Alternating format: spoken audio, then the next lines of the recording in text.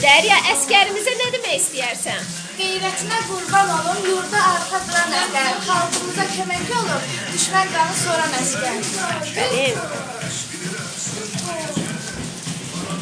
Sen ne deyirsən əskərimize? Sən xalqına dayaq oldun, gecə gündüz oyaq oldun, ayaq uzlu bayraq oldun, oyunlar olsun sıran əskər.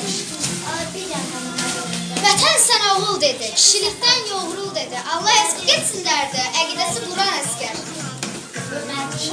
Azərbaycan canın sənin, damarında qanın sənin, aydın olsun banın sənin, düşmən boynun vuran əskər.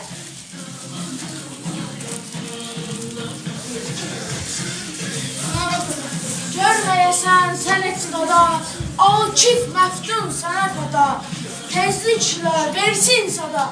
Qarabağ!